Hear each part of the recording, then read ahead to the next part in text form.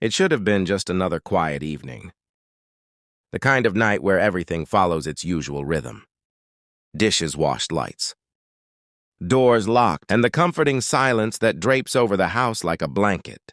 I remember folding a towel that had slipped off the rack and thinking how ordinary the moment felt. George, my husband, had already gone upstairs, as he always did after the evening news. Our routines were predictable, practiced the sort of life that feels safe but quietly lonely.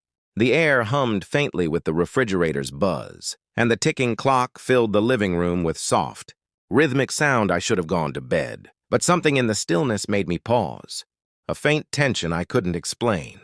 Then I heard it, a voice low, uncertain, almost breaking. At first I thought it was the television upstairs, or maybe just my mind reaching for distraction. But then it came again, clearer, fragile, calling my name. My heart picked up the kind of voice that carries weight, a voice that doesn't just want to be heard. It needs to be. I hesitated only a moment before I started up the stairs, each step creaking beneath my feet. The light from the hallway stretched long shadows across the walls. When I reached his door, I paused, hand trembling just slightly before turning the knob. Inside, my stepson sat on the edge of his bed. The lamp beside him flickered softly, throwing gold light over his slumped shoulders. His hands covered his face. He looked so small, so lost. "Hey," I said quietly. "What's wrong?" He didn't answer at first, just drew in a shaky breath, his voice cracking when it finally came out. "I can't sleep," he whispered. "It's like my head won't stop. I feel like I'm trapped inside it."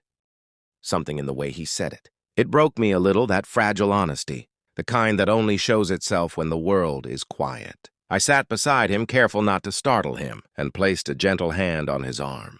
"You're not alone," I said softly. "I'm here, okay?" For a moment, silence filled the room again, not empty this time, but heavy, full of the things we never say aloud. He looked at me, then eyes glassy, exhausted, almost pleading, and then in a voice so soft I almost missed it. He said, "I don't think anyone really sees me. I could disappear tomorrow and no one would care."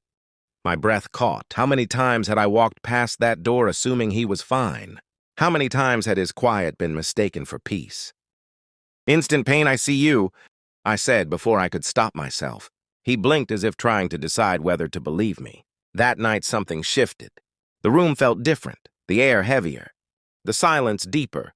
I didn't know it then, but comforting him that night wouldn't just change him. It would change everything, because sometimes the people who reach out for help aren't always looking to be saved.